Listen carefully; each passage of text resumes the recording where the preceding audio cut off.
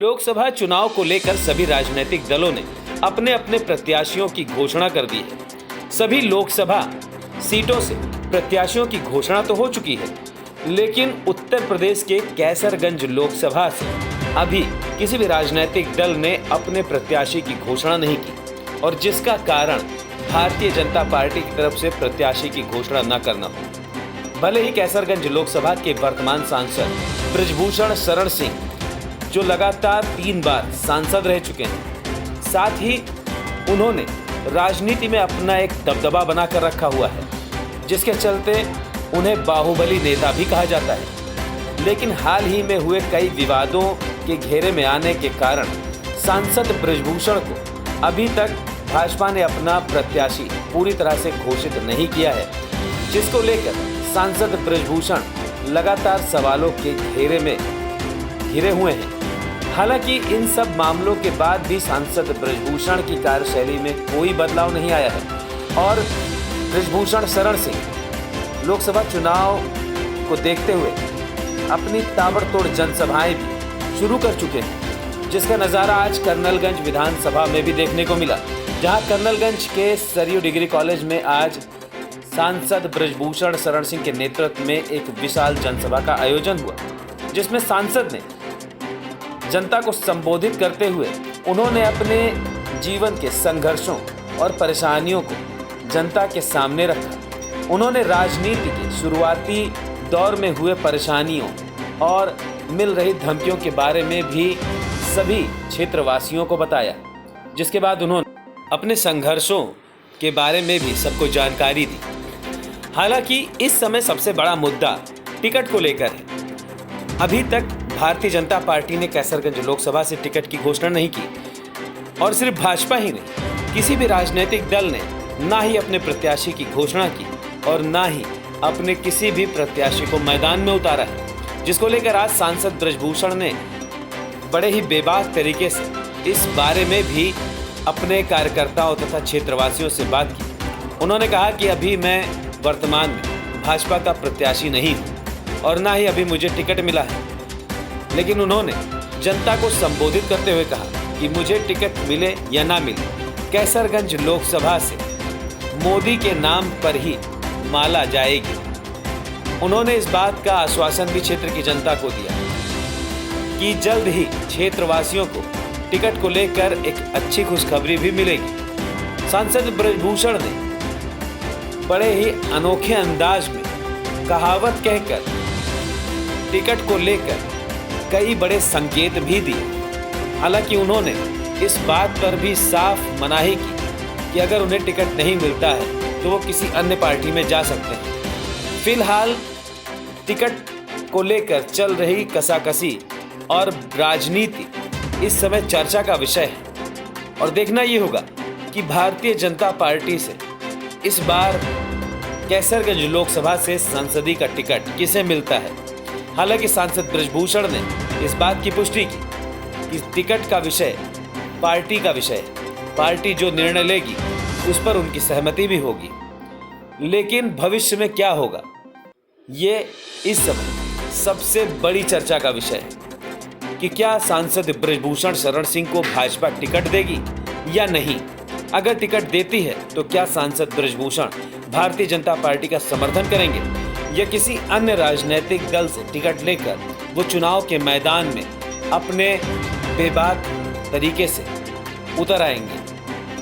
फिलहाल अब देखना यह है कि पार्टी क्या निर्णय लेती है, और इस बार कैसरगंज लोकसभा से टिकट किसको देती है। क्या टिकट सांसद बृजभूषण शरण सिंह के खाते में जाएगा या कोई और प्रत्याशी चयनित किया जाएगा।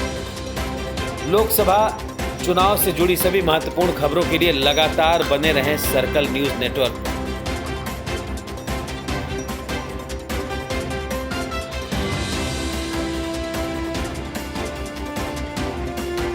उत्तर प्रदेश की 10-12 सीटों को रोक दिया और उसमें आकर के फिर एक लिस्ट निकली, उसमें जो है कैसरगंज और रायबरेली अभी हुआ, और ये पार्टी का अधिकार है उनसे हम न पूछ सकते हैं, न कोई पूछ सकता है कि आपने क्यों नहीं टिकट दिया। उसके पीछे एक कारण जो मुझे लगता है कैसरगंज के संबंध में, क्योंकि चाहे राष्ट्रीय नेतृत्व हो, चाहे प्रदेश का नेतृत्व हो, हर आदमी को मालूम है कि एक दिन पहले भी अगर हम प्रत्याशी घोषित करेंगे तो कैसरगंज से भारतीय जनता पार्टी की ही विजय होगी। इस बात को लेकर के केंद्रीय नेतृत्व, प्रदेश नेतृत्व मुतमईन है, क्योंकि यहाँ एक तरफा है। कैंडिडेट घोषित हुआ, वोट पड़ा, प्रत्याशी जीता। क्या आपको थोड़ा सा भी अफसोस है कि आपका नाम, जैसा आपका दावा है जीतने का बीजेपी का और आपका, थोड़ा सा अफसोस है कि 53 दिन की देरी कहीं न कहीं आपकी तैयारी या बीजेपी के तैयारी की रणनीति में कुछ नुकसान पहुंचाएगी? मेरे तैयारी में और मेरे लोकसभा क्षेत्र के तैयारी में कोई कमी नहीं है। हम कभी भी किसी वक्त हमारे क्षेत्र की जनता चुनाव के लिए तैयार है। देखिए, एक लोग ऐसे होते हैं जो 2 महीना पहले जाना शुरू करते हैं, कुछ लोग होते हैं चुनावी वर्ष में जाना शुरू करते हैं। मैं 12 महीना अपने क्षेत्र में चलता हूँ, क्षेत्र में नहीं आसपास जिलों में चलता हूँ, और मैं कभी विश्राम नहीं करता। और यहाँ तक का आपको जान करके ताज्जुब होगा कि मैं चुनाव के समय में भी शाम 6 बजे के बाद कोई कार्यक्रम नहीं करता। हमेशा किसी भी चुनाव में मैंने शाम 6 बजे के बाद कोई कार्यक्रम नहीं किया।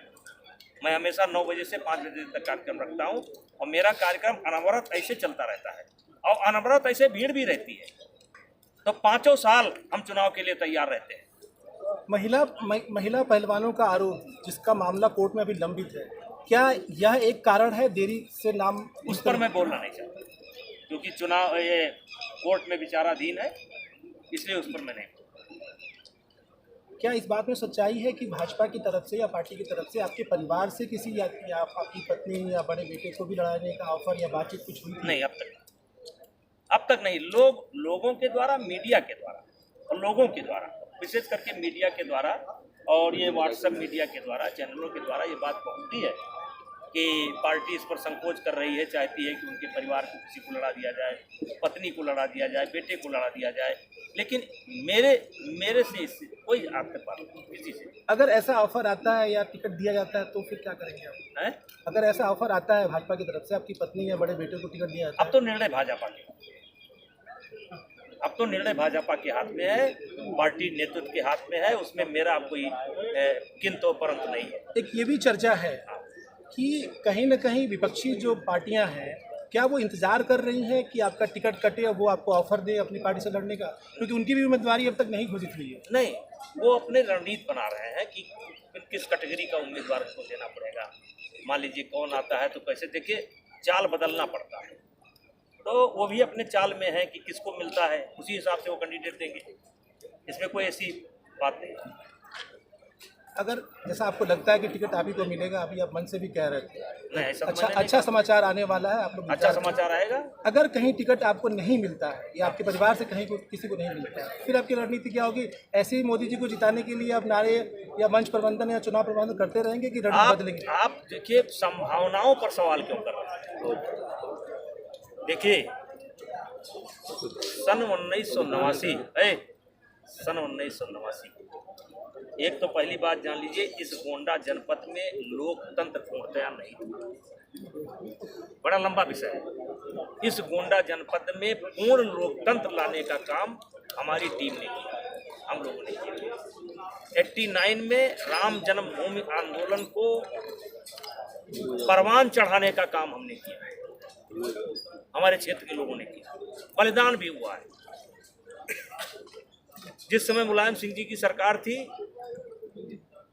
उस समय अयोध्या में एक कार्यक्रम था, उसमें सबसे पहली गिरफ्तारी मेरी हुई है। 3 महीना में ढांचा गिराया गया। सीबीआई ने भी मेरे को देश में सबसे पहले अरेस्ट किया है। ऐसा कोई काम मैंने नहीं किया जो पार्टी के विरोध में रहा हो। हमने पार्टी का काम किया है।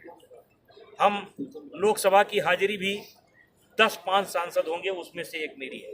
मैं लोकसभा में रहता हूँ, बोलूँ या ना बोलूँ ये पार्टी के ऊपर होता है, लेकिन हमारी साथ रहती है। क्षेत्र में मौजूदगी भी जितना हमारी है, शायद देश के 2-4 सांसद होंगे। तो पार्टी के विरोध में कोई मैंने काम नहीं किया, इसलिए मुझे पूर्ण विश्वास है कि पार्टी मुझको नजरअंदाज नहीं करेगी। अभी आप मन से कह रहे थे कि कैसरगंज जैसी कोई जगह नहीं है कि गांव में बनाया गया। मैं पिछले 3 घंटे से सही में कैसरगंज को ढूंढते हुए 3 घंटे लगे मुझे। पहले गोंडा गया, फिर वो बहराइच की तरफ गया, फिर पहुँचे। आप 2009 से सांसद है वहाँ पे, तो फिर इस चीज़ को आपने क्यों नहीं किया अपने संसदीय कार्यकाल में कि उसको डेवलप किया जाए, उसको नाम बड़ा किया जाए?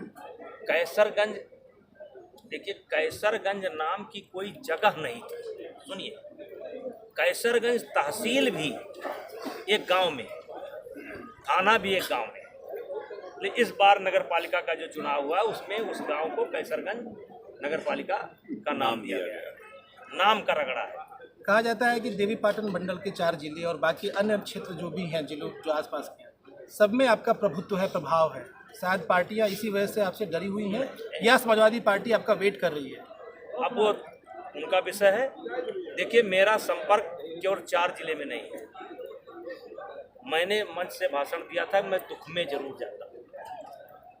तो प्रमुख व्यक्तियों का या भारतीय जनता पार्टी के से जुड़े लोगों का, देवरिया में भी किसी का देहांत होता तो मैं जाता हूँ, गोरखपुर में जाता हूँ, बस्ती जाता हूँ, सुख दुख में अम्बेडकर नगर जाता हूँ, अयोध्या मेरा बहुत आना जाना रहता है।